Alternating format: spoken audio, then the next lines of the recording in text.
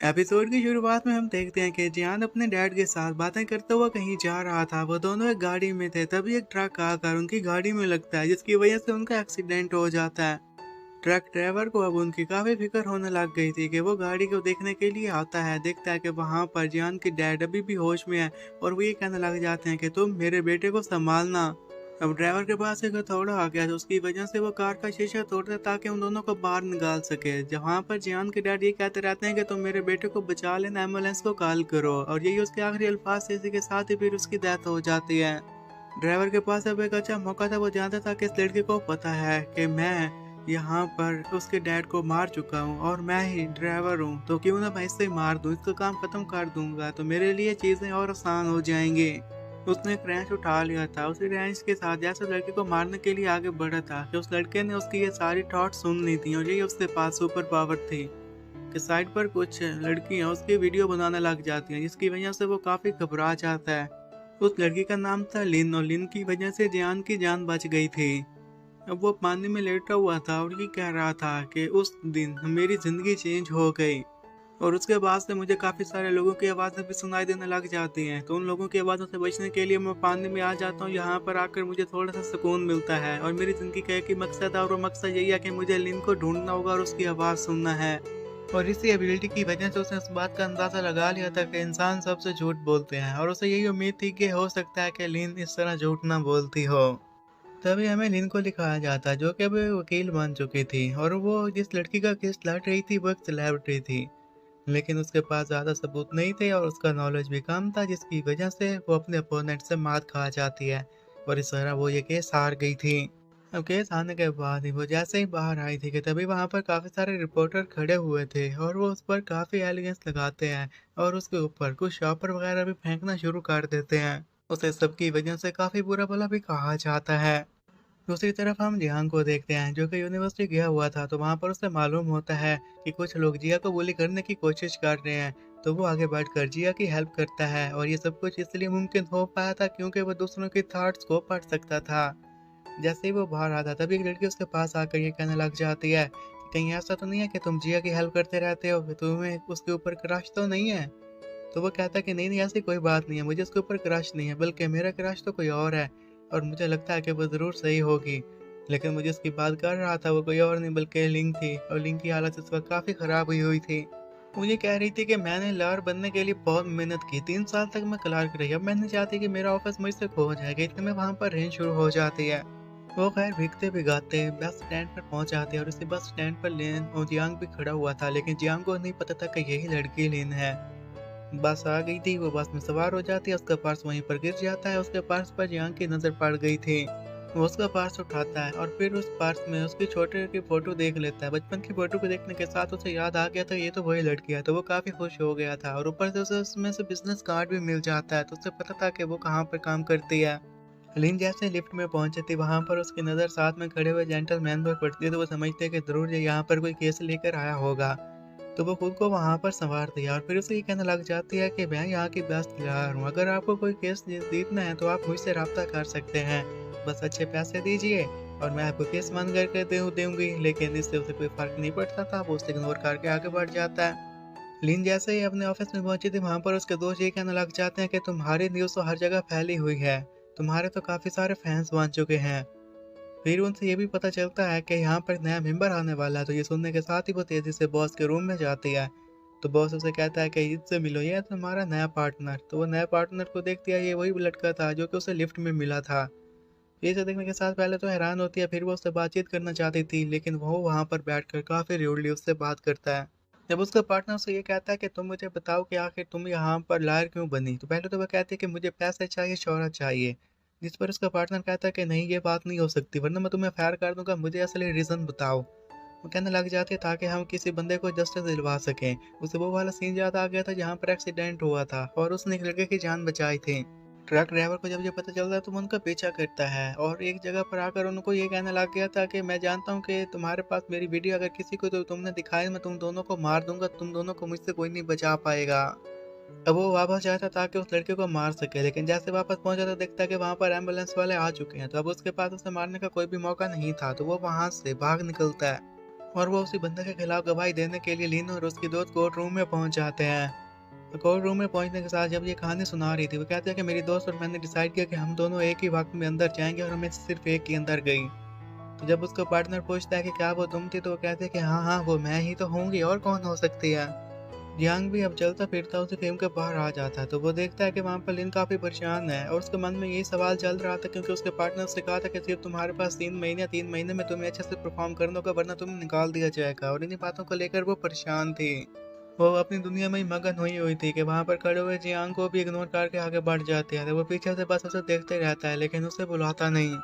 और जो उसका नया पार्टनर आने वाला था, वो अपने बॉस को ये बताने लग जाता है कि असल में इसने वहां पर जाकर गवाही तो दी थी, लेकिन वो केस ट्रक ड्राइवर जीत गया था, क्योंकि वहां पर कोई खास सबूत नहीं थे।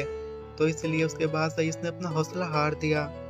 और उधर लिन चलते चलते बस स्टेशन पर पहुंच जाती है कि तभी ही उसके पीछा करते हुए जियांग भी वहां पर पहुंच गया था। लिन को मॉम की कॉल आ जाती है। मॉम उसे ये कह रही थी, क्या तुम केस जीत गई? तो वो कहती है कि हाँ हाँ, हमेशा की तरह मैं ही केस जीत गई। उसकी मॉम उससे कहती है कि अगर तुम्हें पैसों की जरूरत हो तो मुझे बताना। तो वो कहती है कि नहीं, मेरे पास काफी सारे पैसे हैं। जब उसकी मॉम टीवी ऑन करके खड़ी हुई थी, वहां पर वो देख पा रही थी कि किस तरह वहां पर लोग उसकी बेटी की बेइज्जती कर रहे हैं, लेकिन वो इसके बारे में अपनी बेटी को नहीं बताना चाहती थी। वो जानती थी कि इससे वो ज्यादा हर्ट हो जाएगी। उसकी मॉम बस उसे इतना ही कहती है कि तुम्हें अब एक हस्बैंड ढूंढ लेना चाहिए, वो तुम्हारे काफी काम आएगा। कॉल के कटने के बाद वो खुद से ये कहने लग जाते हैं कि अब मैं क्या करूं, मेरी जॉब भी जाने वाली है और मैं नहीं चाहती कि ये जॉब मेरे हाथों से चली जाए। अब वो बस में चढ़ जाती है। उसकी हालत काफी खराब थी। जियांग भी वहीं पर खड़ा हुआ था, तो वो उसे सीट पर बैठने का कहता है। वो सीट वाली लड़की जब वहां से चली गई थी, तो उस जगह पर लिन बैठ जाती है। अब बस रुक गई थी, वो अपने घर जाने लगती है। जियांग उसका पीछा करने लग गया था। जब ये बात लिन को मालूम होती है तो एक साइड पर छुप जाती है। और जैसे जियांग वहां पर पहुंच जाता है कि वो उस पर साइड पर अटैक करना शुरू कर देती है। उससे ये पूछने लगी थी कि तुम मेरा पीछा क्यों कर रहे हो। तो वो फिर उसका हाथ रोककर उसे कहने लग जाता है कि मैं तो तुम्हें तुम्हारा पास देने के लिए आया हूँ, ये लो तुम्हारे पास, जो कि बस स्टेशन पर गिर गया था। तो इस पर फिर वो उससे कहती है कि अब तुम क्या खड़े हुए हो, अब तुम यहाँ से चले जाओ। क्या तुम्हें पैसे चाहिए? पैसे चाहिए तो मैं तुम्हें एक बात क्लियर कर दूं कि मेरे पास पैसे नहीं है। और ये कहते साथ ही फिर वो वापस जा रही थी, लाइट चली जाती है और ये कहने लग जाती है कि एक बार फिर से लाइट चली गई, अंधेरे से मुझे काफी डर लगता है। अब वो घर पहुंचे साथ ही नहाने लग जाती है और वहां पर ये कहने लग जाती है कि आज का दिन मेरा काफी अजीब गुजरा। मैं अपना पहला केस हार गई, ऊपर से एक स्ट्रेंज लड़का मेरा पीछा करने लग गया। अब मुझे कुछ ऐसा करना होगा जो कि मुझे काफी पसंद है। तो उससे सिंगिंग काफी पसंद थी, तो वो सिंगिंग शुरू कर देती है। अब हम नेक्स्ट डे का सीन देखते हैं, जहाँ पर जियान की दोस्त क्लास में पहुंची थी कि वहीं किसी बालकनी से जिया ने नीचे जंप लगा दिया था। वो नीचे की तरफ देखती है और नीचे खड़े हुए लोगों को शक होने लग गया था कि शायद इसी ने उसे नीचे गिराया है। और इसका केस अब इसी फर्म में आ गया था जहाँ पर लिन काम करती थी। तो उसका पार्टनर, जो कि उसका बॉस भी था, वहां पर आकर उसे कहता है कि तुम्हें ये केस लेना होगा। अब जियांग की दोस्त वही फिल्म पर आई बैठी थी, तो वो लिन जाकर उससे इसके बारे में बात करती है। वो उसे ये कहने लग जाती है कि मैं जानती हूँ कि तुम बुली करती रहती हो, ऊपर से तुम्हारी लैंग्वेज से भी ऐसे ही लग रहा है। इस पर वो कहती है कि मैं सिर्फ उसे नॉर्मल सा बुली करती थी, मैं इस हद तक नहीं गिर सकती कि उसे मार दूं। खैर, उसकी बातों पर लिन को बिल्कुल भी भरोसा नहीं हो रहा था और वो उसे ये भी बताने लग जाती है कि तुमने ये जो काम किया इसके लिए तुम्हें पनिश किया जा सकता है, और ये पनिशमेंट कोई आम नहीं होगी, बल्कि ये पनिशमेंट काफ़ी हैवी होने वाली है। अब जियान के दोस्त के पास भी और कोई चारा नहीं था, तो वो कहती है कि ठीक है, तुम मेरा केस लड़ो और देखो कि मैं इससे कैसे बच पाती हूँ। जब वो वापस जा रही थी, अपने पेरेंट्स को कॉल करती है, तो उसे मालूम होता है कि उसके पेरेंट्स भी हेल्प करने के लिए तैयार नहीं, उसके दोस्त भी उसकी हेल्प करने के लिए तैयार नहीं है। तो वो यही समझती है कि क्यों ना अब मैं खुद को मार ही दूं। वो गाड़ी के सामने आने वाली थी कि तभी जियांग आकर उसकी हेल्प कर रहा था, क्योंकि वो उसके थॉट्स को पढ़ सकता था। वो बस ये समझती थी कि ये भी शायद मेरे ऊपर भरोसा न करे, लेकिन जियांग उसे कहता है कि मैं तुम पर भरोसा करता हूँ, और ये तुम्हारा केस कौन लड़ने वाली है? जिस पर वो कहती है कि मेरा ये केस लिन लड़ने वाली है। तो इस पर जियांग कहता है कि कोई बात नहीं, मैं फिर जाकर उससे बात करूंगा और उसे बताऊंगा कि तुम्हारी इसमें कोई गलती नहीं है। अब हेयरिंग का दिन आ गया था। वहां पर जाओ अपने दोस्त जियांग के साथ पहुंच जाती है। उसे देखते साथ ही वो दोनों एक दूसरे को ये कहते हैं, तो तुम, इस पर जाओ ये कहने लग जाते, क्या तुम दोनों एक दूसरे को जानते हो? तो आगे से लिन कहते हैं कि नहीं नहीं, हम दोनों एक दूसरे को नहीं जानते। और वो जाओ को ये कहने लग जाती है कि तुम जहाँ पर जाकर जज को यही बताना कि इसमें तुम्हारी गलती है, तुम्हारी वजह से उसने खुद की जान ली, तो हो सकता है कि तुम्हारी सजा माफ हो जाए या फिर कम कर दी जाए। जियांग ऐसा नहीं चाहता था, तो वो लिन को उठाकर साइड पर लेकर जाता है। वो उसे ये समझाता है कि वो तो अपनी जान लेने वाली थी, तुम्हें उसे बचाना होगा। लिन कहती है कि मेरे पास ऐसा कोई भी सबूत नहीं जिसकी वजह से मैं उसे बचा सकूं, सारे सबूत उसके खिलाफ ही जा रहे हैं। तो जियांग उसे कहता है कि मेरे पास एक पावर है, इसकी वजह से मैं लोगों की थॉट सुन सकता हूँ, अगर तुम चाहो तो मैं इसमें तुम्हारी हेल्प कर सकता हूँ। लेकिन थोड़ी देर सोचने के बाद फिर उससे ये कहने लग जाती है कि नहीं, तुम इसमें मेरी कोई हेल्प नहीं कर सकती, तुम्हारी इस बात पर कोई भी यकीन नहीं करेगा, तो तुम भूल ही जाओ कि मैं तुम्हारी मदद लूंगी। और ये कहते साथ ही वो वहाँ से चली जाती है। फिर जियान को अपने पास की बात याद आ जाती है जब वो अदालत में बैठा हुआ था और उसके सामने उसके डैड का मुजरिम खड़ा हुआ था। उसके डैड के मुजरिम को यही लग रहा था कि अब सारे सबूत नहीं है और इसकी वजह से वो आज यहाँ से आराम से बच पाएगा। लेकिन ऐसा कुछ भी नहीं होता क्योंकि वहाँ पर लिन आ जाती है। उसके पास वही वीडियो थी, वो वीडियो सभी को दिखाती है और कहती है कि इसकी वजह से मैं आप लोगों को यहाँ पर बताना है कि मैं नहीं चाहती कि इस बच्चे पर कोई भी जुल्म हो। ड्राइवर को काफी गुस्सा आ जाता है, उसे ये कहने लग जाता है कि मैं तुम्हें मार दूंगा, लेकिन उसी वक्त अदालत में उसे पकड़ लिया जाता है। वो बाहर बैठी थी, यही कह रही थी कि जब वो छोड़ कर आएगा तो वो जरूर मुझे मार देगा। कि तभी उसके पास जियांग आ जाता है और उससे कहता है कि तुम्हारा शुक्रिया, लेकिन वो बोलकर नहीं कह सकता। और वो ये भी कहता है कि अगर तुम्हारी जान को कोई भी खतरा होगा तो मैं तुम्हारी हेल्प करूंगा। इसके साथ उसे गले लगा लेता है। अब जियांग इन बातों को याद करने के साथ उसके हाथ में एक डायरी थी, डायरी को वो डस्टबिन में फेंक देता है। फिर थोड़ी देर के बाद आकर उसे उठा लेता है और उसे देखकर खुश हो जाता है। लेकिन अब जैसे ही वापस अदालत में पहुंचे थे तो वहां पर उसे मालूम होता है कि उसके अपोनेंट की जो वकील है वो कोई और नहीं बल्कि उसकी पुरानी दोस्त गू है। जैसे गू वहां से चले जाते तो वो पीछे से चिल्लाते हुए कहने लग जाते हैं कि पत्नी मेरे लाख को क्या हो गया है, आजकल बहुत ही खराब किस्मत चल रही है। तभी फिर उसे पास के बाद याद आ जाती है जब वो वहां पर बैठकर इम्तिहान में चीटिंग कर रही थी, इसी वजह से फास्ट आ जाती है। और उसे चीटिंग करते हुए लिन ने देख लिया था। वो जाकर अपने डैड को इसके बारे में बताती है। तो डैड जब उससे बात करते हैं तो उसकी वजह से गू के दिल में उसके लिए काफी ज्यादा नफरत फैल गई थी। कि तभी वहां पर जब वो आतिशबाजी करने लगते हैं तो एक जाकर उसकी आंख में लगी थी और वो वहीं पर गिर जाती है। अब हॉस्पिटल में पड़ी तो वो ये कहने लग जाती है कि मैं जानती हूँ कि इसके पीछे लिन का हाथ है, उसने जानबूझकर ऐसा किया। गो के डैड उससे ये कहने लग जाते हैं कि तुम्हें अपनी गलती मानना होगी, लेकिन इस पर लिन कहते हैं कि मैंने गलती की नहीं तो मानू कैसे। यहाँ पर मामला काफी संगीन हो गया था कि तभी उसकी मॉम ये कहती है कि हम दोनों यहाँ से शिफ्ट हो रहे हैं और वो इसी के साथ ही लिन को लेकर बाहर आ जाती है। इस पर लिन जब अपनी मॉम को कहती है कि आपको मुझ पर यकीन नहीं है तो वो कहती है कि मैं तुम्हारी मॉम हूँ, मुझे नहीं तुम पर यकीन होगा तो किसको तुम पर यकीन होगा। अब रात के वक्त वो इसके बारे में जाकर गो से बात करती है। गो को ये कहने लग जाती है कि तुम्हें सभी को बताना होगा कि तुमने झूठ बोला है। तो वो कहती है कि भला मैं ऐसा क्यों करूंगी और तुम्हारा कौन यकीन करेगा कि मैंने झूठ बोला। कि तभी फिर यहाँ पर यह एक्सीडेंट वाला सीन हो जाता है। लेकिन अब जगह जिस जगह पर बैठी हुई थी वहां पर ली के भी पेरेंट्स आए हुए थे और वो कंपनसेशन मांग रहे थे, पर वो कहती हैं कि ऐसा कुछ भी नहीं होने वाला, ये केस हम ही जीतेंगे। वो को भी ये सुनने के साथ गुस्सा आ जाता है। उसे ये कहना लग जाती है कि फिर हम कोर्ट में मिलेंगे और वहां पर मैं देखती हूँ कि तुम ये केस कैसे जीतती हो। अब वो लोग कोर्ट में पहुंच चुके थे। वहां पर काफी देर तक इसी बात को बहस होती रहती है कि आखिर इसमें जाओ का कसूर था कि नहीं। लिन जहाँ पर जियांग की मदद ले रही थी और जियांग भी उसकी अच्छी खासी मदद कर रहा था। और इस तरह केस आगे बढ़ता रहता है और इन द एंड जिया पर सारी बात पहुंच जाती है। अब जिया को टेस्टिफाई करना था कि उसे नीचे धक्का देने वाला कौन था, क्या वो जाओ थे या फिर कोई और था। ये लिन के लिए एक सक्सेस के तौर पर था। जैसे बाहर आती है तो काफी खुश दिखाई दे रही थी, उसे कुछ देखने के साथ जियांग भी काफी खुश हो जाता है। और वो जियांग को भी ये कहने लग जाते हैं कि ये सब कुछ तुम्हारी वजह से हो पाया, तो आपसे तुम मेरे लिए काम करोगे। और उसे अभी से ही काफी सारे पैसे दिखाई देने लग गए थे। और हम एक जेल का भी सीन देखते हैं जहाँ पर ट्रक ड्राइवर बैठा हुआ था और उसके पास लिन की फोटो भी थी और वो अपने दोस्त को ये बताने लग जाता है कि इसने मेरा कर्ज चुकाना है और मैं बस उससे वो कर्ज वापस लेकर ही रहूंगा। अब फिर एक बार अदालत लग चुकी थी। जिया कोर्ट में आ जाती है। जब उसे ये पूछा जाता है कि तुम्हें किसने धक्का दिया था तो वो वहीं पर बैठी हुई जाओ की तरफ इशारा करती है। ये देखने के साथ ही लिन काफी शॉक थी और यहाँ से जाओ को काफी गुस्सा आ गया था और सभी लोग ये बात सुनने के साथ काफी शॉक्ड थे, जिनमें लिन खुद भी शामिल थे। अब केस जैसे यहाँ पर हेयरिंग खत्म होती है तो उसके बाद गो उसके पास आती है और कहने लग जाती है कि तुम्हें अच्छे से तैयारी करके आना थी। जैसे ही वो कोर्ट से बाहर आई थी कि तभी ही उसके पास वो आ जाता है। जैसे ही वो कोर्ट से बाहर आई थी तभी जियांग उसके पास आ जाता है और ये कहने लग जाता है कि मैं एक बात तो पता है कि ली झूठ बोल रही थी, जाओ बेकसूर है। लिन उसे कहती है कि अगर ऐसी बात है तो फिर तुम्हें कोई सबूत ढूंढ कर आना होगा, सबूत के बगैर हम ये केस नहीं जीत सकते। और पहले मैंने कहा था कि कंपनसेशन कर लेते हैं, लेकिन अब चीज़ें और भी काफ़ी मुश्किल होती जा रही हैं। वो उसका केस नहीं लड़ना चाहती थी कि तभी वहां पर उसकी मॉम आ जाती है और ये कहने लग जाती है कि तुम ऐसा कैसे कर सकती हो।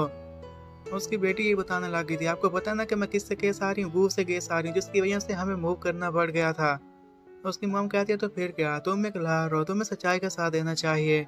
मॉम इसी तरह गुस्सा करके वहां से चली जाती है और अपना बैग वहीं पर छोड़ देती है। तो पीछे नीचे गिरा हुआ सामान वो उस बैग में रखती है। और जियान उससे बात करना चाहता था, लेकिन वो उसे ये कहती है कि मुझे अकेला छोड़ दो, मैं तुम्हें दोबारा नहीं देखना चाहती। लिन इन सारी बातों को सोचते हुए वहां पर जा रही थी कि तभी रास्ते में उसे कुछ लोग रोक लेते हैं और वो वहां पर उसकी पिटाई करने के मन से ही आए थे। उनकी ये बातें सुनने के साथ लिन को अंदाजा हो गया था कि वो यहाँ से नहीं बच पाएगी। वो बहाना तो बनाती है, लेकिन वो लोग फिर भी बाज नहीं आते। उनमें से एक बंदा उसके ऊपर बोतल फेंक देता है। वो बोतल उसे लगती है कि तभी वहां पर जियान आ जाता है और खुद उस बोतल को तोड़ देता है और फिर उन लोगों की पिटाई करने लग जाता है। उनकी पिटाई करने के बाद वो उन्हें वहां से भगाने में कामयाब हो जाता है। तो वहां के उन लोगों के जाने के बाद लिन ये कहने लग गई थी कि तुम्हें क्या हो गया, तुम यहाँ पर क्यों मदद करने के लिए आए हो। फिर उसकी नजर उसके हाथ पर पड़ जाती है जिस पर जख्म हो चुका था। इसको लेकर वो थोड़ी सी परेशान हो गई थी। तो वो जैसे ही उसे एक साइड पर लेकर गई थी और वहां पर उसके जख्म पर मरहम लगाना शुरू कर देती है। तो उसे इस तरह देखने के साथ ही जियान से कहने लग जाता है कि मुझे देखकर काफी खुशी हो रही है कि तुम्हें मेरी परवाह है। वो उसे ये समझाता रहता है कि तुम एक लाड़ बन चुकी हो, तो इसके लिए तुम्हें सिंसेरिटी से काम करना होगा।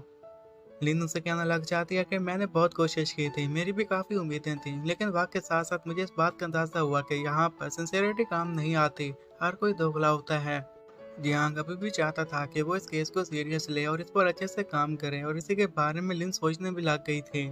जैसे ही वो घर पहुंची थी तभी उसे जियांग मैसेज कर देता है, और मैसेज को पढ़ते साथ ही वो नीचे की तरफ देखते उसे ये कहने लग जाती है कि तुम अब यहाँ से चले जाओ, मैं बिल्कुल ठीक हूँ। नेक्स्ट डे जब वह ऑफिस में गई थी तो वहां पर देखती है कि मिस्टर जैंग वहां पर आए थे और वो उसकी एक ही कुलीग को सिखा रहे थे कि किस तरह से काम करना है। अब उसे भी हेल्प की जरूरत पड़ जाती है और वो जैंग को ये कहती है कि मिस्टर जैंग आप मेरी भी मदद कीजिए, मुझे भी इस केस को जीतना है। अब इसे पता लगाना था कि आखिर उसने झूठ क्यों बोला था। इसके लिए ये भी यूनिवर्सिटी चली जाती है। वहां पर बैठी थी कि कुछ लड़कियां इसी के बारे में बात करने लग जाती हैं, तो इसे भी अब काफी इंटरेस्ट था। ये उनसे और इन्फॉर्मेशन निकालना चाहती थी। ये उनके पास जाकर बैठ जाती है, मुख्तलिफ बहाने बनाते हैं ताकि किसी न किसी तरीके से उनसे इन्फॉर्मेशन इकट्ठा कर सके। वो पहले तो इन्फॉर्मेशन देने के लिए तैयार नहीं थी, लेकिन जब वो उन्हें स्नैक्स देने का कहती है तो वो तैयार हो जाती हैं। फिर उनके लिए काफ़ी सारे स्नैक्स खरीदती है।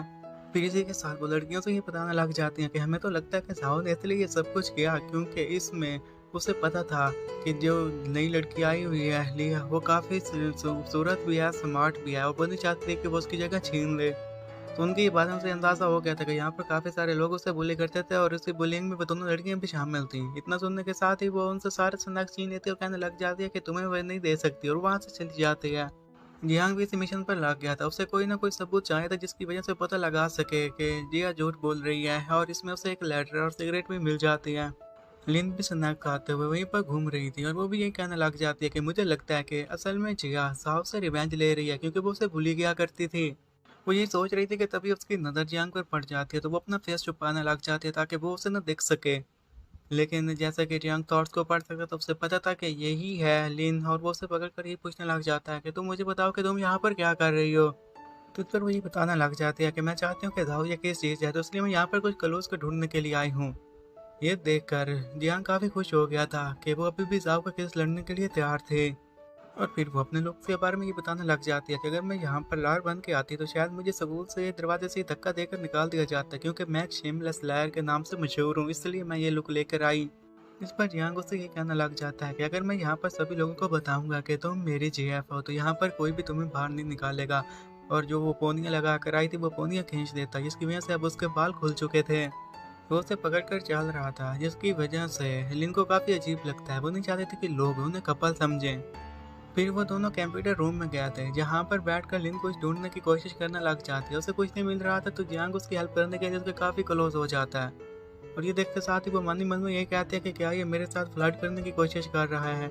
उसकी ये बातें आराम से वहाँ पर खड़ा हुआ जियांग सुन सकता था। जियांग उसे कहता है कि तुम फोकस करो, जिस पर वो ये कहती है कि तुम मेरे इतने ज़्यादा क्लोज हो, भला मैं कैसे फोकस कर सकती हूँ। जिस रूम में कंप्यूटर रखा हुआ था वो अब दोनों उसके बालकनी में देखते हैं, जहाँ पर उन्हें कुछ स्मोकिंग के क्लूज मिल चुके थे। ये बात समझ चुके थे कि वो यहाँ से नीचे गिरी थी। और जहाँ तक बात है जाओ की, तो वो तो नीचे वाले रूम में बैठी हुई थी, वो भला यहाँ पर आकर उसे नीचे कैसे गिरा सकती है। लिन फिर उससे बात करने के लिए जाती है और वजिया को ये बताने लग जाती है कि तुम एक स्मोक करो, मैंने सही कहा ना। उस दिन तुम स्मोक कर रही थी, तुम्हें लगा कि वहाँ रूम में कोई आने वाला है, तुम पीछे हटी, इसी गड़बड़ाहट में तुम नीचे गिर गई और तुमने फिर बहाना बना दिया कि तुम्हें किसी ने गिराया। वो उसे ये भी कहने लग जाती है कि तुम नहीं चाहती थी कि यहाँ पर तुम्हारी इमेज खराब हो जाए, अगर बाकी को भी पता चल जाता तुम स्मोक करती हो तो तुम्हारी इमेज खराब हो जाती और इससे तुम्हारी बुलिंग मजीद बढ़ जाती, लेकिन तुम्हें इस सब के लिए जाओ को ब्लेम नहीं करना चाहिए था। इससे जाओ पर क्रिमिनल चार्जेस लग सकते हैं। तो जिया कहती है कि अगर ऐसी बात हो तो ठीक है, फिर उस पर लगने दीजिए ना, उसने वैसे भी मेरी जिंदगी बर्बाद करके रखी हुई थी। जाओ वहां पर आई खड़ी थी, ये बातें सुन लेते हैं तो वो तेजी से जिया के पास आ जाती है ताकि उससे रिलेटेड बात कर सके। जिया अब रोते हुए उससे ये कहने लग जाती है कि तुमने मेरे साथ बहुत बुरा किया जिसकी वजह से मेरे दोस्त नहीं बन पाए, तुम्हें तो पहले जेल में चले जाना चाहिए था। जेल में जाने के बाद तुम्हें भी पता चलेगा जब तुम्हारे दोस्त नहीं होते, जब तुमसे कोई बात नहीं करता तो तुम्हें कैसा लगता है। उसकी ये सारी बातें सुनने के साथ जाओ को रियलाइज हो गया था कि उसने उसके साथ काफी गलत किया और वो इसके लिए माफी मांगती है। वो ये माफी दिल से मांग रही थी और माफी मांगने के बाद वहां से चली जाती है। उसके जाने के बाद लिन जिया को ये कहने लग जाती है कि अब तुम्हारी बारी, उसने दिल से माफी मांगी है, तुम अब सोच लो कि तुमने उसके साथ क्या करना है। अब दोबारा अदालत लग चुकी थी, जैसे जिया वहां पर जाती है तो उसे वो यही बताने लग गई थी कि अगर तुम अपने फैसले से पीछे हट गई हो, तुमने कल सुनाया था, तो फिर तुम्हें पता है ना उसके बदले में सजा भी मिल सकती है, क्या तुम इसके बारे में जानती हो। जिया कहती है कि हाँ मैं सबके बारे में अच्छे से जानती हूँ। उसकी ये बात सुनने के साथ अब लिन परेशान हो गई थी, उसे ऐसा लग रहा था कि हो सकता है कि जिया फिर अपना बयान बदल दे। तभी उसे मिस्टर जैन मैसेज करते हैं, उस मैसेज को पढ़ने के साथ वो थोड़ी सी रिलैक्स हो जाती है और फिर खड़ी होकर ये कहने लग जाती है जैसा कि तुम्हारी उम्र अभी सिर्फ 17 साल है, तुम 18 साल से 1 साल कम हो, तो इसकी वजह से तुम्हारे ऊपर कोई भी ट्रायल नहीं हो सकता, तुम्हें इसकी सजा नहीं मिल सकती, अब तुम सच बताओ कि क्या हुआ। वो अब ये केस ये चुकी थी, जैसे बाहर आती है तो गो को ये कहने लग जाती है कि हमेशा सच्चाई का साथ दो, सच बोलोगी तो तुम्हारा सच लोगों के सामने आ जाएगा, झूठ कब तक तुम छुपा कर फिरते रहोगी, तुम अपनी गलती कभी भी नहीं मानती। इस पर गो से ये कहने लग जाते हैं कि ये केस तो तुमने सिर्फ तुक्के से जीत लिया, अब आके मैं देखती हूँ कि तुम कैसे केस जीतती हो। गो को काफी गुस्सा हुआ था, वो वहां से चली जाती है, उसके गुस्सा देखने के साथ लिन काफी खुश हो गई थी। जैसा कि वो केस जीत चुकी तो इसके लिए वो फिर मॉम को कॉल करती है और मॉम को ये बताने लग जाती है कि मैंने वो केस जीत लिया, तो इस पर उसकी मॉम काफी खुश हो गई थी। केस जीतने की खुशी में एक पार्टी रखी गई थी, लेकिन पार्टी में सारे लोग फोकस मिस्टर जैंग पर करने लग जाते हैं, जिस पर वो वहीं पर बैठकर ये कहने लग जाती है कि लगता है कि उनका फोकस तो उन पर है, ये पार्टी हालांकि मेरे के लिए रखी गई है, लेकिन अब मुझे लगता है कि खुद की तारीफ खुद ही करना होगी। बहुत ज्यादा पीने की वजह से वो ड्रंक हो जाती है, जब सभी लोग वहां से चले गए थे तो वो सिर्फ रह गई थी और उसके साथ मिस्टर जैंग रह गए थे। मिस्टर जैंग फिर उसे घर छोड़ने के लिए जैसे गाड़ी में बिठाते हैं तो वो ये कहने लग जाती है कि कभी आप स्माइल भी करते हैं, और जैसे मिस्टर जैंग जाकर अपनी सीट के ऊपर बैठे थे तो वो उसे ये कहने लग जाती है कि मेरी तरफ देखो, क्या मैं तुम्हें खूबसूरत दिखाई नहीं देती, अगर मैं इतनी खूबसूरत हूँ तो फिर तुम मुझे केस क्यों नहीं देते, मुझे काफी सारे पैसे कमाने हैं, मैं इस वजह से पैसे नहीं कमा पा रही, मुझे पैसे कमा कर अपनी मॉम के लिए घर खरीदना है। लिन अब आगे वाली सीट पर बैठी हुई थी, जिसकी वजह से वो उसे ड्राइव करने नहीं देती, तो वो उठकर उसे पीछे वाली सीट पर बिठा देता है ताकि उसे ड्राइविंग में कोई दिक्कत ना हो। मिस्टर जैन अब उसे लेकर उसकी गली की नुक्कड़ पर तो पहुंच जाता है, लेकिन उसे पता नहीं था कि इसका घर कहाँ पर है। तभी वहां पर जियांग आ जाता है, जियांग को देखते साथ ही वो ये कहते हैं कि शुक्र है कि तुम आ गए। जब मिस्टर जैन उसे ये बताते हैं कि मैं इसका कुलीग हूँ तो इस पर जियांग उसे कहता है तो फिर आप इससे दूर रहिएगा। वो उसे उठाकर अब उसके रूम में लिटाने के लिए जाता है कि तभी ही रूम के गेट पर वो उसे ये कहती है कि तुम मुझे यहीं पर छोड़ दो, तो वो उसे यहीं पर छोड़ देता है। वो अपने रूम में चली जाती है कि वहीं पर उसे एक बंदे की ठाट सुनाई देती जो कि ये कह रहा था कि लिन मैंने तुम्हें फाइनली ढूंढ लिया। जियांग को एक बंदे पर शक होता है, वो उसके पास जाता है लेकिन वो बंदा नहीं था जिसने ऐसा सोचा था। असल में वही ट्रक ड्राइवर अब जेल से वापस आ गया था और वो लिन से बदला लेना चाहता था। जियांग ने उसकी इस ठाट से इस बात का अंदाजा लगा लिया था कि ये वही ट्रक ड्राइवर है और कोई नहीं हो सकता। जियांग को लिन की काफी फिक्र हो रही थी, तो वो उसके पास जाकर उसे ये कहता है कि मैं यहाँ पर तुम्हारे साथ रुकूंगा, लेकिन लिन ऐसा नहीं चाहती थी, तो वो जियांग को फिर रूम से बाहर निकाल देती है। और अगली सुबह जैसे ही लिन ऑफिस जाने लगती है तो देखती है कि उसके दरवाजे पर जियांग सोया पड़ा था। ये देखकर वो हैरान हो जाती है, उससे ये पूछती है कि क्या तुम रात भर यहीं पर सोए थे, तो वो कहता है कि हाँ।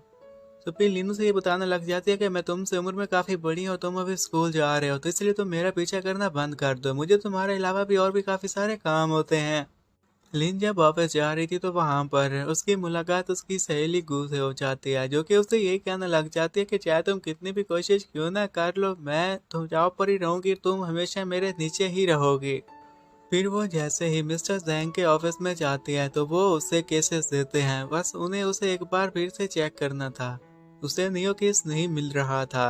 फिर मिस्टर जैन उसे बताते हैं कि रात को ड्रंक होने के बाद उसने उसे क्या क्या कहा था। तो ये बात सुनने के साथ ही वो थोड़ी सी शर्मा गई थी, और इतना ही नहीं बल्कि इसके साथ साथ उसे थोड़ी बहुत सी शर्म भी आ रही थी। फिर वो अपनी इमेजिनरी दुनिया में उसे तंग करने लग जाती है और ये कहने लग जाती है कि बॉस हो गए तो तुम अपने घर हो गए, तुम मुझे ऐसे काम नहीं दे सकते। लेकिन ये सारा कुछ वो अपने मन ही मन में सोच रही थी, रियलिटी में ऐसा कुछ भी नहीं कर सकती।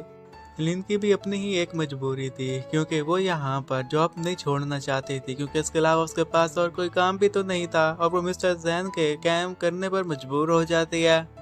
तो जियांग भी जैसे यूनिवर्सिटी पढ़ने के लिए गया था, तो वहाँ पर जाओ उसके पास आ जाती है और उसे ये कहने लग गई थी कि तुमने मेरे ऊपर भरोसा दिखाया, उसके लिए मैं तुम्हें थैंक्स कहना चाहती हूँ।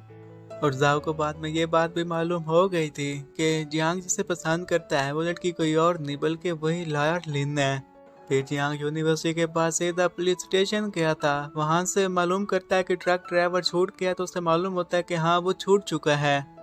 फिर ड्राइवर डिलीवरी बॉय बनकर उसके लार फिल्म में चला गया था, वहां पर वो जाकर उसके लिए इन्फॉर्मेशन इकट्ठी करना चाहता है। जैसे वो वहां से वापस जा रहा था कि तभी जियांग की नजर उसी ड्राइवर पर पड़ जाती, इसे देखकर वो काफी हैरान हो गया था। उधर लिन अपने ऑफिस में काम कर रही थी, तभी वहां पर मिस गो आ जाती है, तो वो जाकर उसके कहने लग जाती है कि तुम यहाँ पर क्या कर रही हो। तो मिस गो से कहती है कि तुम फिक्र मत करो, मैं यहाँ पर तुम्हारे लिए नहीं आई। मिस्टर जैन ऊपर से आ जाते हैं, तो वो ये कहने लग जाती है तो मैं तो यहाँ पर मिस्टर जैन से मिलने के लिए आई हूँ, मैंने तुम्हें पहले कहा था कि मैं तुमसे मिलने के लिए नहीं आई। और फिर वो मिस्टर जैन के साथ वहां से चली जाती है। लीन अब अपने मन ही मन में यही सोचने लग जाती है कि लगता है कि ये दोनों इसलिए मुझसे नफरत करते हैं, इसके पीछे जरूर मिस गो का ही हाथ होगा, उसने जरूर कोई मिस्टर जैन को पट्टी पढ़ाई होगी। लगता है कि अब मेरे दो दुश्मन बन चुके हैं, मुझे इन्हीं के साथ निपटना होगा। गो मिस्टर जैन को खाने पर लेकर गई थी, और वहां पर वो ये बातें करने लग जाते हैं कि क्या आपको लगता है कि लिन एक लार बनने के काबिल है। फिर खुद ही इस बात को दोहरा कर कहने लग जाती है कि हम यहाँ पर अपने लिए बातें कर सकते हैं, उसकी बातें करने की कोई ज़रूरत नहीं है। उसकी बातों से इस बात का अंदाजा हो गया था कि वो मिस्टर जैन को पसंद करती थी, लेकिन मिस्टर जैन ने अभी तक उसकी इस बात का जवाब नहीं दिया था और अभी तक वो उसकी बात का वेट कर रही थी। उसने सिर्फ रिप्लाई में उसे इतना ही कहा था कि मैं तुम्हारे साथ नहीं रह सकता, तुम्हें मूव ऑन कर जाना होगा। लिन अब बस में सवार थी, तभी वहां पर जियांग भी आ जाता है। उसने मन में सब कुछ बना लिया था कि मैं तुम्हें प्रोटेक्ट करके ही रहूंगा। वो फिर एक चेयर पे बैठ जाती है, तो वो उसे देखने लग जाता है, जिस पर वो ये पूछता है कि तुम मेरी तरफ क्या देख रहे हो, मेरे मुंह पर कुछ लगा है। तो वो कहता है कि हाँ कुछ तो खूबसूरत लगा हुआ है। उसकी बात होने के साथ लिन यही मन ही मन में कहने लग जाती है कि लगता है कि ये फ्लर्ट करने का कोई भी मौका हाथ से नहीं देने जा रहा, पत्नी मेरे पीछे क्यों पड़ गया है। फिर लिन को बस में एक मैसेज आता है, उस मैसेज को पढ़ने के साथ वो ये कहते हैं कि आज मैं इन चीजों को क्लियर कर दूंगी। वो घर जा रही थी, जियांग उसके साथ साथ था, तो वो एक साइड पर रुककर उसे ये कहने लग जाती है कि तुम साइड पर मुड़ जाओ, तुम्हें पता है ना कि तुम अभी बच्चे हो, तुम्हें मेरे ऊपर काफी क्रश है क्योंकि मैं काफी खूबसूरत हूँ, लेकिन तुम्हें ये सारे काम करने की जरूरत नहीं है, तुम मुझे पसंद नहीं कर सकते, मैं एक लायर हूँ, मुझे अपने भी काफी सारे काम होते हैं, तुम मुझे क्यों मैसेज करते रहते हो। जियांग उसे कहता है कि मैंने तुम्हें कब मैसेज कर लिया।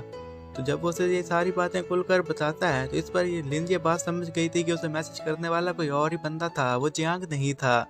और इस सब की वजह से लिन को काफी एम्बैरेसमेंट हुई थी, और वो अपने रूम में भी जाकर इसी बात को लेकर काफी परेशान थी कि अब मैं जियांग से दोबारा कैसे मिल पाऊंगी। लेकिन फिर उसे ये बात याद आती है कि वो तो जियांग के बारे में कुछ भी नहीं जानती, और अभी तक वो सिंगल ही है। लेकिन चाहे जो भी हो जाए, सिंगल में ही जिंदगी का अपना मजा है, बस इसी उम्मीद के साथ वो जी रही थी। अब रात का वक्त था, लिन बैठी हुई थी और ये सोच रही थी कि अगर जियांग ने मुझे मैसेजेस नहीं किए तो किसने किए, मुझे कॉल करके पता करना चाहिए। वो कॉल करती है तो उसके ही रूम में से दूसरी तरफ से उस फोन पर बेल बजना शुरू हो जाती है, जिसकी वजह से वो काफी डर गई थी। और तभी ही वहां पर जियांग भी पहुंच जाता है। वो भी ये बात देखता है कि फोन की रिंग उसके रूम से बज रही है, तो वो फिर दरवाजा खोलते हैं तो पता चलता है कि वहां पर एक फोन रखा हुआ है। और फिर इसके बाद वो लोग पुलिस को बुला लेते हैं। पुलिस वालों को भी पता नहीं था कि आखिर उसके घर में कौन इंटर होकर उस फोन को रख सकता है। अब जैसे लिन वहां से गई थी, तो जियांग पुलिस वालों को ये कहने लग जाता है कि मुझे एक बंदे पर शक है, मैं चाहता हूँ कि आप उसके ऊपर नजर रखें। पुलिस के जाने के बाद जियांग फिर जाता है, लिन उससे पूछती है कि आखिर तुम हो कौन, इस पर वो ये बता देता है कि मैं जियांग शिया हूँ। लिन को अभी भी समझ में नहीं आ रहा था कि ये लड़का कौन है।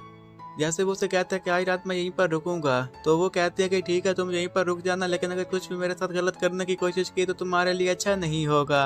लीना वो जैसे अपने रूम में गई थी तो पहले तो वो ये सोचती है कि ये जियांग का नाम मैंने पहले तो कहीं सुना, लेकिन मुझे याद क्यों नहीं आ रहा। फिर वो बैठकर ऑफिस का काम करने लग जाती है। अगली सुबह जैसे ब्रेकफास्ट करने के लिए टेबल के ऊपर बैठते हैं और जो ब्रेकफास्ट में खाने के लिए रखा गया था उस चीज को देखने के साथ पहले तो जियांग काफी हैरान था, लेकिन जैसे फिर उसे टेस्ट करता है तो वो चीज काफी अच्छी लगती है। वो एक और चीज से भी काफी हैरान हो गया था क्योंकि ये घर काफी मैसी था और कभी भी लिन ने इस घर को नहीं ठीक किया था। वो मन ही मन में ये कहने लग जाता है, मुझे तो लगा था कि ये लड़की परफेक्ट होगी, लेकिन मैंने सोचा भी नहीं था कि ये लड़की ऐसे निकलेगी। इन अपना काम खत्म करने के बाद जैसे मिस्टर जैन के पास आती है और यही कहते हैं कि क्या मेरे लायक कोई और काम है, तो इस पर मिस्टर जैन उसे और भी काम थमा देते हैं। फिर जब वो उसे ये बताते हैं कि कल तुम्हारे लिए एक बंदा यहाँ पर ऑफिस में पूछताछ कर रहा था, तो इतना सुनने के साथ ही उसे याद आता है कि कहीं ये वो ड्राइवर तो नहीं है, तो उसके हाथ में जो बॉक्स था वो नीचे गिर जाता है। उधर जियांग भी यूनिवर्सिटी गया हुआ था। वो उसे मैसेज करने की कोशिश करता है लेकिन आगे से उसे कोई भी जवाब नहीं आ रहा था। लिन अपने ऑफिस में बैठी हुई थी और ये सोच रही थी कि जो मेरा पीछा कर रहा है कहीं इसके पीछे जियांग का हाथ तो नहीं है। हो सकता है कि ये उसी ट्रक ड्राइवर का कोई रिश्तेदार हो जो कि मेरे पीछे पड़ा हुआ है। जियांग भी अब सीधा उसके ऑफिस में आ जाता ताकि आकर उससे बात कर सके, लेकिन लिन उससे बात नहीं करना चाहती थी और वो उसे कह देती है कि लगता है कि तुम भी उसके साथ मिले हुए हो, इसलिए मेरा और तुम्हारा कोई वास्ता नहीं है। जब वो उसे वहां पर पुलिस बुलाने की धमकी देती है तो अब जियांग के पास भी और कोई ऑप्शन नहीं बचा था, तो वो चुप करके वहां से चला जाता है। फिर वो सीधा एक ऑफिस में गया था ताकि वहां पर पता लगवा सके कि वो जो ट्रक ड्राइवर है वो जेल से छूट चुका है या नहीं, तो उसे मालूम होता है कि वो तो जेल से छूट चुका है। अब रात का वक्त अलीन अपने मॉम के घर चली जाती है क्योंकि उसे काफी डर लग रहा था। जब वो मॉम को कहते क्या मैं यहाँ पर रह सकती हूँ, तो इस पर मॉम उसे कहते हैं कि नहीं, तुम यहाँ पर नहीं रह सकती। मॉम फिर उसे ये भी कहने लग जाते हैं कि तुम्हें अपने लिए एक लड़का ढूंढ लेना चाहिए, लेकिन इस पर रिंजे कहने लग जाते हैं कि नहीं, फिलहाल मैं ऐसा नहीं करना चाहती। तो मॉम उसे बहुत ज़्यादा समझाने की कोशिश करती है तो वो मॉम की एक नहीं सुनती और वहाँ पर सोने का बहाना करने लग जाती है। अब अगले दिन जैसे ही लिन ऑफिस में गई थी तो जियांग उसे मैसेज करता है कि बी केयरफुल, तो उसे लगता है कि शायद ये उसे थ्रेट कर रहा है, तो वो उसका नंबर ब्लॉक कर देती है। लीन अब अपने मिस्टर जैन के ऑफिस में चली गई थी। मिस्टर जैन उसके ये सारी कॉपी चेक करने के बाद ये कहने लग जाते हैं कि इसमें बहुत सारी गलतियां हैं, शायद तुम अपने बॉयफ्रेंड की वजह से काफ़ी परेशान हो। उसका इशारा जियांग की तरफ था, तो जिस पर लिन कहती है कि नहीं नहीं, वो मेरा बॉयफ्रेंड नहीं है, बल्कि वो तो एक डेंजरस लड़का है। और फिर हम ट्रक ड्राइवर को देखते हैं जिसे अभी तक मालूम नहीं था कि जियांग शिया कौन है, तो उसे ये भी मालूम हो गया था कि जियांग शिया कौन। उसे याद आ जाता है कि बचपन में जिस लड़के के बाप को एक्सीडेंट में उसने मारा था ये वही लड़का है। और जियांग के पास अब उसी ड्राइवर के फिंगरप्रिंट्स आ चुके थे जो कि दरवाजे पर फिंगरप्रिंट्स के साथ मैच कर रहे थे। तो उसके बारे में लिन से जाकर बात करने लगता है कि इतने में वहाँ पर उसे ट्रक ड्राइवर का ही फ़ोन आ गया था जो कि उसे रेस्टोरेंट में अकेले में मिलना चाहता था। तो अब वो जैसे रेस्टोरेंट में पहुंचा था वहाँ पर एक टेबल पर वो ड्राइवर बैठा हुआ था। तो यहाँ पर उस ड्राइवर को ये बात मालूम हो गई थी कि वो जो कुछ भी सोचता है उसके बारे में जियांग को पता चल जाता है। इसलिए वो मन ही मन में यही कहने लग जाता है कि मैं जानता हूँ कि तुमने अदालत में भी ये सब कुछ सुन लिया था कि मैं तुम्हें मारना चाहता था, तो इसलिए तुमने मुझे फंसवा दिया। और जहाँ तक बात रही लिन की, तो उसे तो मैं मार दूंगा। ये बातें सुनने के साथ ही उसे काफ़ी गुस्सा आ गया था, तो जियांग अपनी जगह पर खड़ा होकर उसे जोरदार पंचेस देने लग जाता है। यहाँ पर सभी लोग उसे बचाने की कोशिश करने लग गए थे। और लिन भी अभी तक रात के वक्त अपने ऑफिस में काम कर रही थी कि ऊपर से मिस्टर जैन आ जाते हैं और कहते हैं कि तुम्हें वो अपने घर चला जाना चाहिए, लेकिन वो तो यहाँ पर इसलिए रुकना चाहती थी क्योंकि यहाँ पर वो ज़्यादा सेफ थी कि बाहर गू उसे देख लेती है। गू को देखते साथ ही मिस्टर जैन बाहर आ जाता है। तो गू फिर मिस्टर जैन को ये बताने लग जाती है कि तुम उस लड़की से बचकर रहना। वो उसके खिलाफ काफ़ी सारी बातें सुनाते। जब मिस्टर जैन ये जानना चाहते थे कि उन दोनों के दरमियान क्या हुआ है, तो इसके बारे में वो उसे एक बात भी नहीं बताते, बस ये कहती है कि तुम उससे दूर रहना। लिन अपने ऑफिस में बैठकर काम कर रही थी कि तभी पुलिस स्टेशन से उसे कॉल आती है, तो उसे मालूम होता है कि जियांग को पकड़ लिया गया है। अब रात का काफ़ी वक्त हो चुका था। लिन को पता था कि उसे कैब नहीं मिलने वाली, तो इसके लिए वो मिस्टर जैन की गाड़ी के आगे आकर उससे हेल्प मांगती है। मिस्टर जैन तो वहाँ पर स्लो गाड़ी चलाने लगते हैं, तो वो खुद ही गाड़ी चलाने लग गई थी और काफ़ी तेज़ी के साथ पुलिस स्टेशन पहुँच जाती है। जब वो पुलिस स्टेशन पहुँची थी तो वहाँ पर उसे फुटेज दिखाई जाती है। सीसीटीवी फुटेज में वो आराम से देख पा रही थी कि किस तरह ट्रक ड्राइवर को जियांग मार रहा है। तो अब उसे ये बात याद आना शुरू हो जाती है कि वो किस तरह उसका ख्याल रख रहा है। उसे बचपन की बात याद आ गई थी जब एक लड़के ने उससे कहा था कि मैं तुम्हारी प्रोटेक्शन करूँगा। और उधर इन्वेस्टिगेशन रूम में हम जियांग को देखते हैं जियांग से कुछ सवाल पूछे जा रहे थे। जियांग उन्हें ये समझाने की कोशिश कर रहा था कि वो लड़की खतरे में है, लेकिन कोई भी वहाँ पर उसकी सुनने को तैयार नहीं था। इसलिए उसकी परेशानी में और भी ज़्यादा इजाफा हो जाता है कि तभी वहाँ पर लिन आ जाती है। लिन अपने मन ही मन में ये सोचती है कि मुझे तुम पर पूरा भरोसा और मैं जान गई हूँ कि तुम कौन हो। तो ये देखने के साथ ही जियांग खुश हो गया था। अब बाहर आने के बाद वो दोनों ऐसा बिहेव करते हैं कि वो दोनों बहन भाई हैं, तभी वो वहाँ से जा सकते थे। तो जब वहाँ पर मिस्टर जैन कहता है कि मैं तुम्हें घर छोड़ देता हूँ, तो इतना सुनने के साथ ही जियांग जल्दी से जाकर उसकी गाड़ी में बैठ जाता है। मिस्टर सैन उन्हें घर तक छोड़ देता है। जैसे ही वो घर पहुंचे थे तो वहाँ पर जियांग ये कहने लग जाता है कि लगता है कि मुझे अब घर जाना होगा। वो वहाँ से जाना ही लगता है कि पीछे से लीन उसे रोक लेते हुए कहने लग जाती है कि मुझे तुम्हारी यहाँ पर ज़रूरत है, तो तुम यहाँ पर रुक जाओ।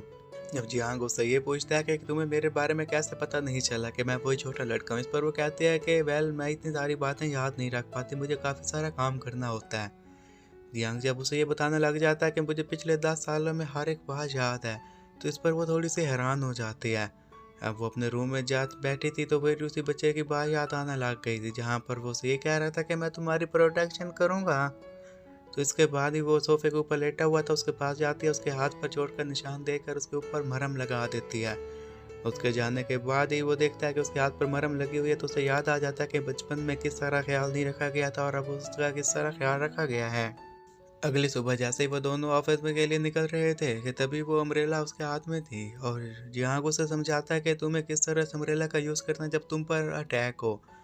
वो उसे कुछ मूव्स वगैरह सिखाता है और इस मूव्स को सीखने के साथ ही वो दोनों वहाँ से चले गए थे कि ट्रक ड्राइवर ही पीछे से खड़ा हुआ था और ये कहने लग जाता कि अब मैं जान चुका हूँ कि तुम ही बचाने वाले हो।